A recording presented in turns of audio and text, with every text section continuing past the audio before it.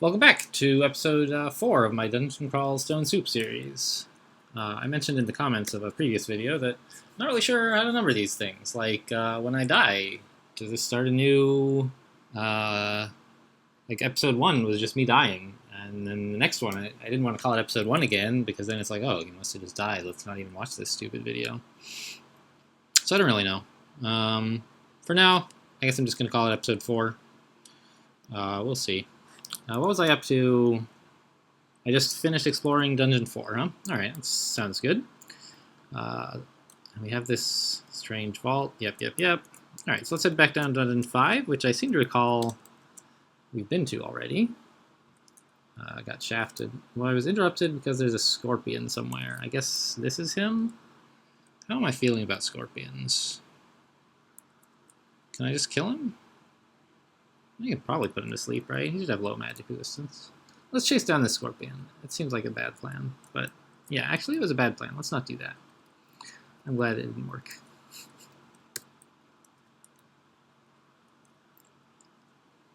Okay. So, where have we been to on Dungeon 5? We've been to quite a lot of it, actually. So I forgot to go back upstairs. There's this adder, who's not as much of a threat as he used to be. We still, want to treat him somewhat seriously, but now that Ensorcelled Hibernation is getting somewhat reliable, it's not too bad. I wonder if it's time to switch to staves yet. This dagger is probably... You know what, let's try it. I'm going to switch weapons. We can always switch back. It's pretty cheap. Just takes half a turn to swap weapons. Or maybe it's one turn to unwield and another to wield. I don't know. It's not very long. Anyway, Potion of Resistance. Fine. Yes. Means that... What is this? This is, again, like some kind of vault, and there's a statue up here. I don't know. So there's probably some altar up there, right? But we got this worker ant. We should be able to put him to sleep. One hopes. Yeah. Oh, now, of course, the Lagitang, we're not really getting stabs anymore, are we? Although, you get kind of stabs. They're not great, but the Lagitang damage is so much higher than dagger damage that it still ruined him. It did more damage than we were doing with dagger stabs, so...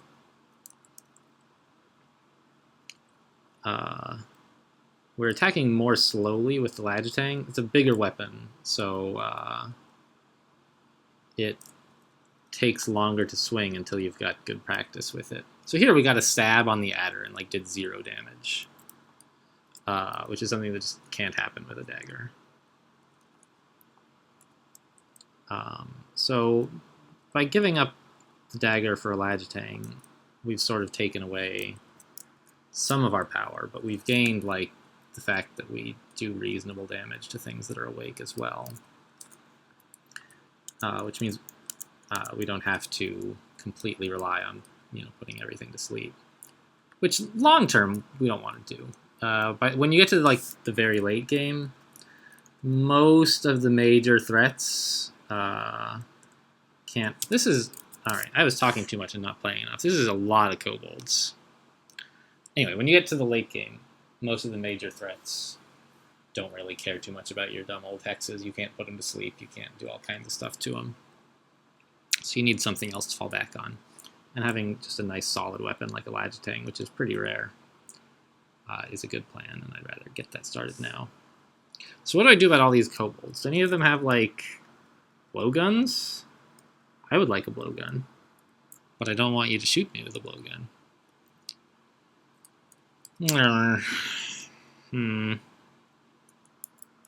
Kobolds aren't fast. I can just run away. That's probably what I should do. Alright, let's just run away. We'll probably now this killer bee zombie, he's fast. I don't like him. And so here's Rue helping us out. The killer bee zombie was trying to attack us, but because we've made sacrifices to Rue and he's given us this passive ability that enemies who would attack us sometimes attack other random targets, which might include themselves. So, you know, anatomically implausible as it is, this killer bee zombie is stabbing itself to death for me. You know, and I can't count on that continuing. But while he's distracted by, you know, who is this attacking me? What's going on? He's got that red, not red, orange background, which means that he's distracted. So I might be able to get in a little bit of a stab on him, and I didn't, but whatever. Yeah, I really don't like this killer bee zombie, honestly. I just need to confuse this killer bee. All right, fine. That was. I tried to get one hit on him, and that was like. That misstep was enough that I almost could have gotten... I could have gotten killed from it. I didn't.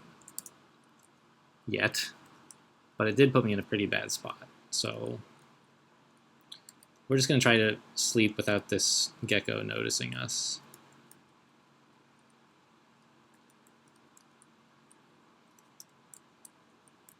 There's another thing. I can't ever really decide what pronoun to use. Like, we, I. They both sort of make sense. Like, you guys are here too. Where did this guy even come from? He didn't notice me. He just like sort of opened the door. We're gonna like door dance with him for a while. You can shut the door and he doesn't see you, and then he spends his turn opening the door, and then you shut the door before he sees you. It's all very that's what I'm thinking of. Very not vaudeville, but slapstick maybe. It's a bit silly.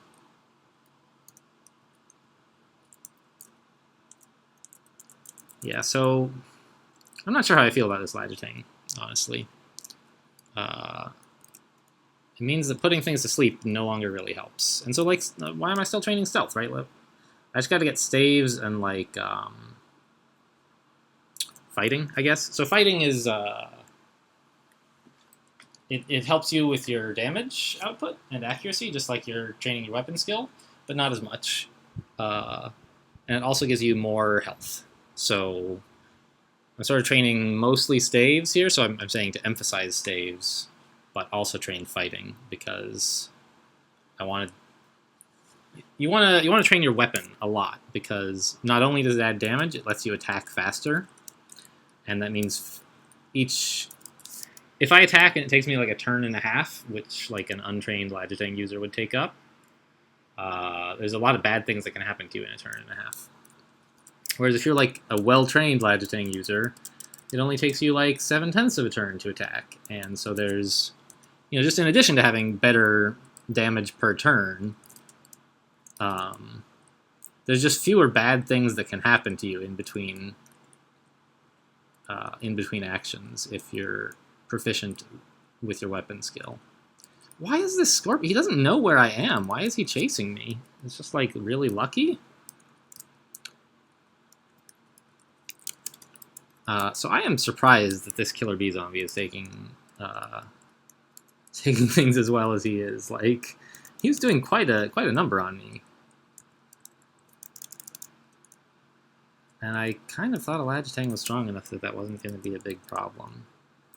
So I'm wondering if I've made the wrong choice in using this Lagitang. I don't know. I don't think so. I think it was fine.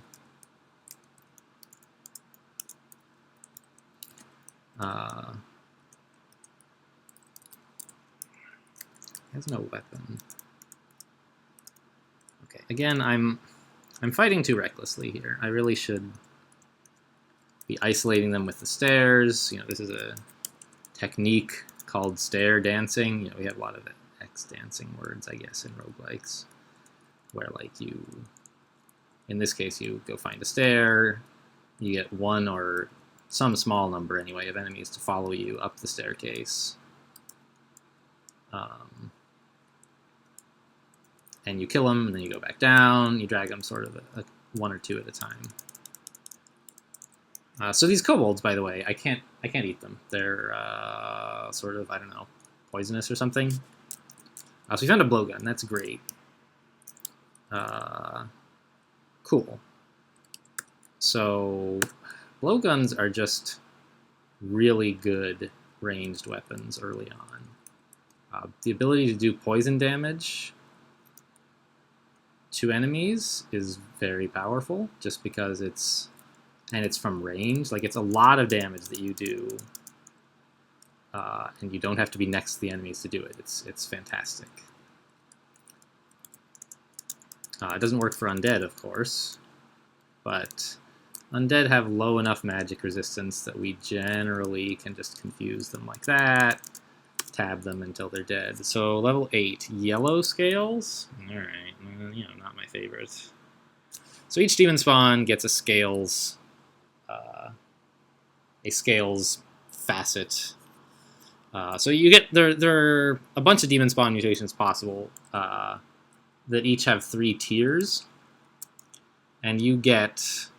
So I'm gonna shoot this guy with needles rather than approach him. So that's like adders were very dangerous earlier, and now like we can just kill them without getting into combat at all if we can hit them. And for some reason we have found like 1,000,000 needles. Jeez. What was I talking about? Not blowgun.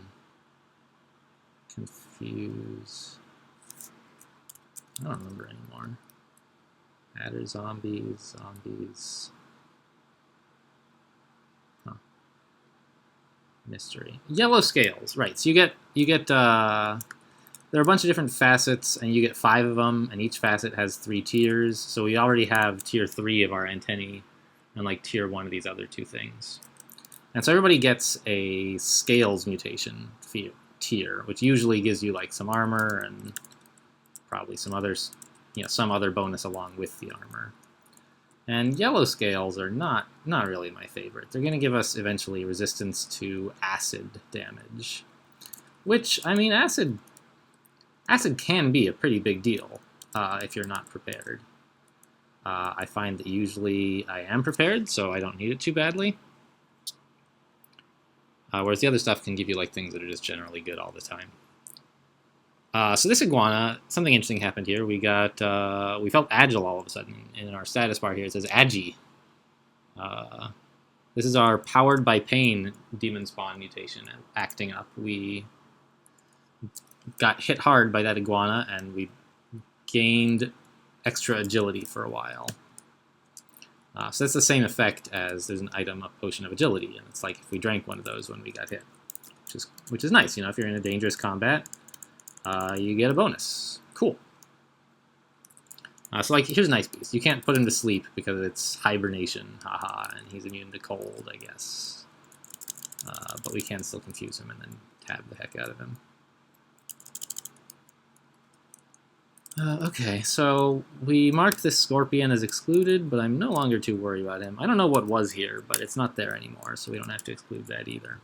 And there's potions of curing and heal wounds on the ground, which are both very valuable. Later on, you tend to have enough curing, at least. Sometimes you can run out of heal wounds, but in the early game, you know, the ability to restore as much health as those guys restore is very valuable. Wand of Enslavement's pretty good. I might train some evocations to be able to use that. Okay, confuse the scorpion. Got him. And yeah, so there was an altar in here somewhere. Nemelek Zobe, god of like cards and luck, and Mokleb, evil god of demons. What I should have done is use my blowgun on the scorpion. I shouldn't have engaged him at all. So I need to remember I have the blowgun. It's a very valuable resource early on. And even into like the early parts of the mid-game, you can get a lot done with just a blowgun and no training at all. And I mean, it's enough that it really ought to carry me quite a long way just to have found one. I just have to remember not to be stupid and, you know, actually use it. If I die with a blowgun, like, it's kind of embarrassing. And so there's the potion of agility we were talking about. An amulet. So we haven't seen any jewelry yet this game. You get 1 amulet and 2 rings, 1 on each hand, unless you've given a hand to Rue, which we might end up doing. Although, I guess now that we've trained Lajtang, I guess we won't. You know, there's a few bad amulets, but we have Remove Curse. It's fine. So this one's fine. It's not the best amulet, but it's better than none. It lets us eat... So far we have only seen like hunger states that are like not hungry or hungry. But there's actually hunger states that are better than not hungry. You can be like full. But generally, you don't get there very often because you can't eat corpses unless you're hungry, and there's no point eating non-renewable food like bread when there's corpses all over the place, and so you just sort of wait until you're hungry and then eat a corpse. But this amulet I found, the Amulet of the Gourmand, makes you think corpses are yummy, so you eat them anytime, and you can get quite full. And like, this is not really going to matter for us at all. If I find any kind of decent amulet, I'll switch, but it's better than nothing. So Orc Warrior here we've got is a big threat. I can take away his weapon, but he'll wake up. And he'll probably shout, and some other orcs will wake up. And he's probably strong enough to beat his weapon to death with his bare hands. But, I mean, I honestly just want to get his weapon away from him. So there's this orc priest. Wow, I have kicked the hornet's nest here. I should have probably used my blowgun again.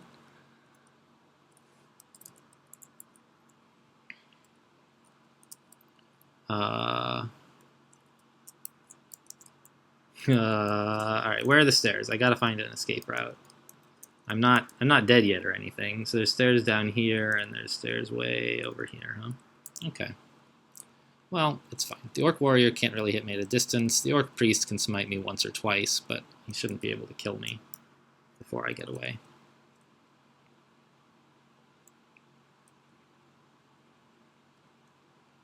I mean, I could try to confuse him. What is this, a shaft? A shaft. That's cute. So here's a way I can maybe use the dungeon to my advantage. These orcs probably don't know about this shaft, right? Evidently he does.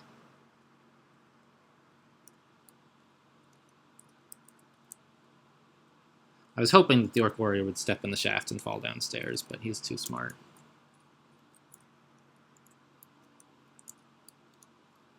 Alright, so I've confused the Orc Warrior, which is nice. And he's killed the ordinary orc for me, and I just want to get to the Orc Priest, you know? Like, there we go.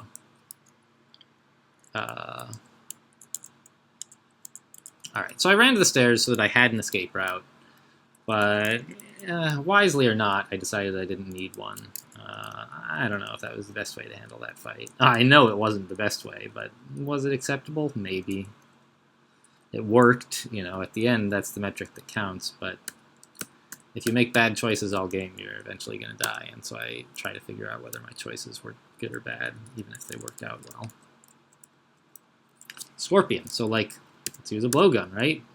They're vulnerable to poison, so he's just going to go down, like, so fast. Staves at level 6, that's good. So, Ogre, another prime blowgun target here. Yeah, get confused here. You know, lose your weapon, too. Yeah. Cool. So he's poisoned, he has no weapon. Can we confuse him? Yeah. So he's just like, he is not having a good time. I like the confusion messages that monsters have. You know, what am I doing here? All this. They're cute. And we're done with Dungeon 6. And the video has only been going for, what, 20 minutes? Pretty good. We're still speeding up. And we have a ton of scrolls to identify. So I've identified a scroll of blinking, which is great. And I have one left, even. Lets you just, like, instantly teleport to anywhere you can see. So it's a fantastic escape option. Random uselessness is no good. Forget a spell. I don't really need Corona. Magic mapping is good. It'll reveal the entire map for a level. Sometimes there are places you want to get in a hurry. Teleportation teleports you somewhere at random on the level, but it takes a few turns. So it's a good escape thing, but you can't use it as, like, when you're literally about to die. It takes a little while. We found a scroll of fog, which is something that newer players underestimate. It took me some time and some experienced players telling me like how good fog is, but it's a great way because fog is an opaque cloud. Like I can see this tile here, right? Sure. An enemy there could see me, but if there's two tiles of an opaque cloud in the way, like I can't see this place. So an enemy here, I couldn't attack him and he couldn't attack me. So you can use fog to manipulate the battlefield and make enemies unable to attack you. So you can focus on just a smaller subsection or group of the enemies. Obviously right now there's no enemies, so it like doesn't matter, but I'm identifying scrolls, and now I know what fog is. Immolation is one that I rarely use. It makes all the guys, it makes everyone in the general area like have inner fire cast on them, which means that when they die they explode and do quite a lot of fire damage. And that can be useful, but most of the time I find it's just dangerous, and I don't like to do it. So here we are on Dungeon 7. Sure. I feel like it must be about time for a Rue sacrifice? Why am I not getting notifications about all this stuff? I am. I sense a monster nearby. I'm just like completely ignoring them. Alright. Are they all asleep? They are. Okay, so it's gnolls and a shaman wielding a whip of venom. Yeah, so I just, let's not go near any of this, please. I could handle some gnolls now, but I don't want to handle like 5 of them and a shaman who can like make the others more powerful. This is our first shop. And you can't sell items. You can only buy items for money. And this is an antique shop, which means the stuff in it is not identified when we buy it. What do I want? And so, in shopping, as in most things in Crawl, like, don't save up your resources. If you have something that can help you now, use it. Because you might just die and never use it otherwise. So, like, I'm going to buy pretty much as I can afford for all this, and I'm going to put the rest on a shopping list to come back when I have money. I'm just not sure what I want. Like these white items for the fine scale mail and the black opal encrusted chain mail are artifacts, which means they have a bunch of random enchantments on them. They can be quite good or they can be quite awful. But they're kind of heavy armor, and I don't want to be using heavy armor. I'm still relying quite a bit on my spells, and wearing heavy armor messes that up. So I think I'm just going to buy a ring. Bronze, I guess, since I don't know what color tourmaline is. It sounds kind of blue, but what do I know? It's a ring of flight. Sure, not great, but... and let's put the rest just on a... Actually, let's buy these scrolls. I mean, why not? And put the ring and... just put the potion on the shopping list.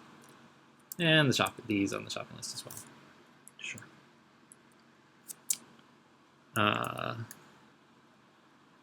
So now that I have a ring of flight, I have this ability to let me fly. And I have to evoke it. Costs me some magic. And it might not work. If I really wanted to use that a lot, I could train up evocations. The ability to use magic items. But it's not really pressing at all, so I'm not going to. There we go. It is time for New Rue Sacrifice. Okay. So we have Sacrifice Words, which is a pretty serious sacrifice. It basically means when you are in danger, you're being hit hard, or even hit just like a moderate amount, you're not able to use scrolls. And that means you can't use blinking, like, ever, to do anything good, because you use it as an escape. It's like a get-out-of-jail-free card that you're giving up if you take Sacrifice Words. It's really dangerous. We could sacrifice Essence, which probably makes disrupted magic, I assume, is like a wizardry penalty. Oops. A-L. Yeah, increased spellcasting difficulty. So, like, that's fine. It makes my spells a little harder to cast. It's not really a big deal, but also it's not a big sacrifice that's really going to impress Rue. So, like, I would rather not make that sacrifice. But the other sacrifice is nimbleness, which, like, I've already given up armor. If I give up dodging, I'm just going to be getting hit really hard by everything all the time, which is not, it's not where you want to be. So I think I'm going to have to take Sacrifice Essence, even though it's a pretty weak sacrifice. Yeah. All right. Well, it was enough to get us up to 2 stars of piety, thankfully.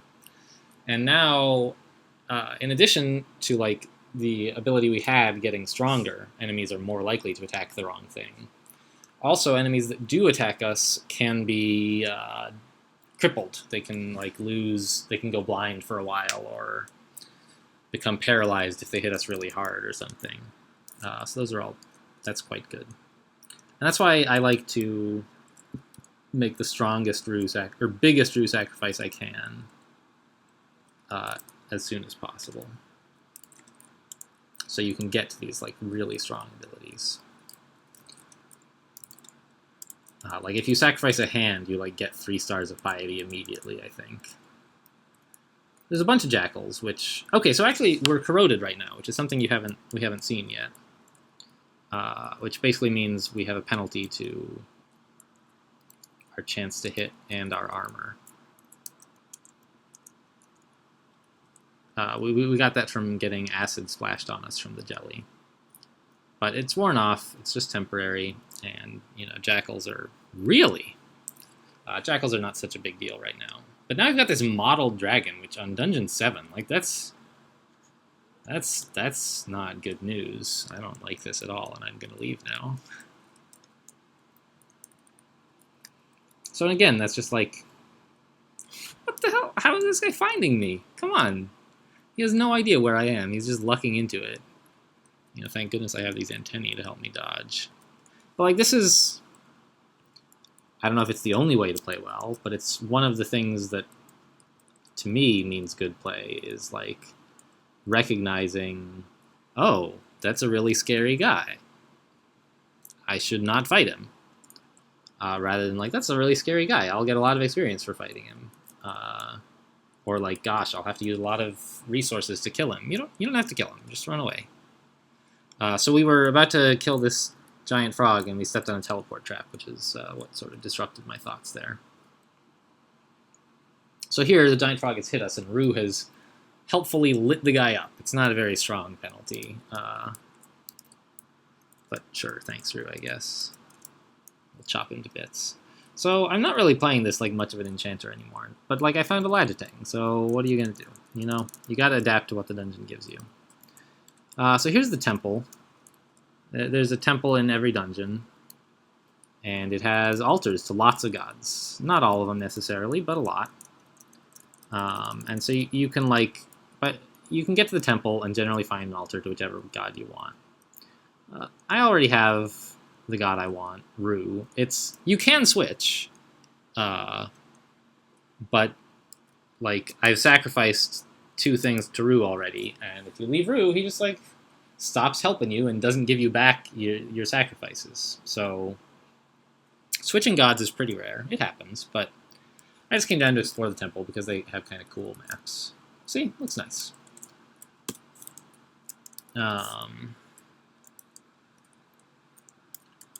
But we're just going to keep exploring and kill guys, and I sense a bunch of monsters nearby, sure.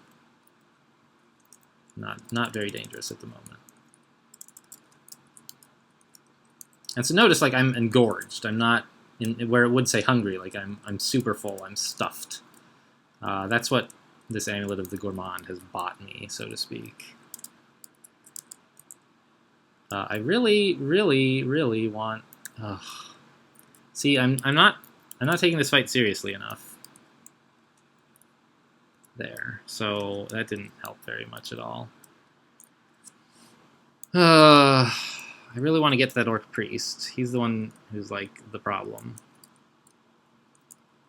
I think I'm going to have to drink a potion of heal wounds because I did not handle this fight well at all. Hopefully that's enough. Okay, there we go. There's... What? Where did the Orc Priest go? Has he been back there the whole time? I sort of thought he was closer to me.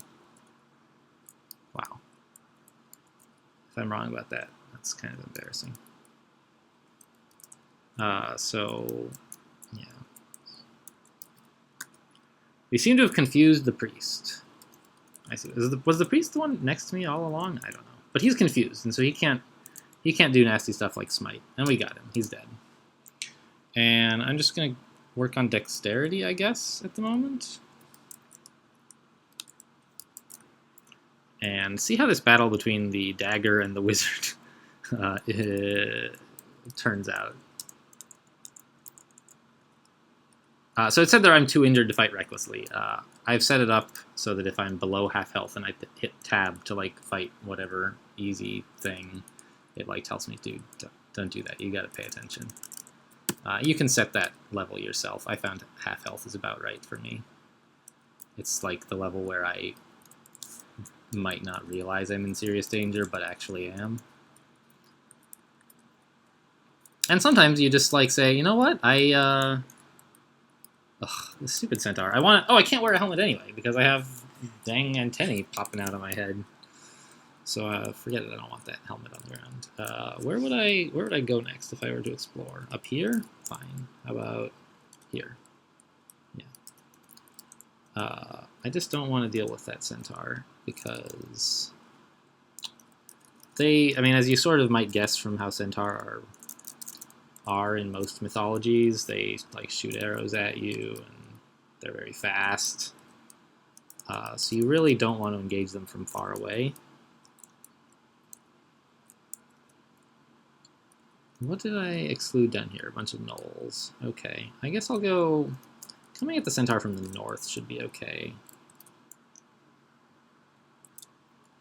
Okay, so we got this mottled dragon. That's nice.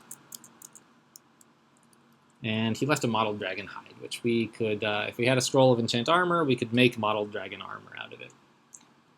Which is like, not the worst armor in the world, but it's not great. Let's start training dodging as well as fighting, so we can stop getting hit quite so much. But I think we can come deal with this centaur now. Especially if I remember that I have like a dang blowgun. Come on. Don't be an idiot. Use your blowgun. I mean, you don't want to be... I'm not going to use my blowgun. I'm going to be an idiot. I want to get close to the centaur so he'll stop using his bow. Yeah, okay. I mean, he hits kind of okay in melee, but not nearly as bad as when he's using a bow.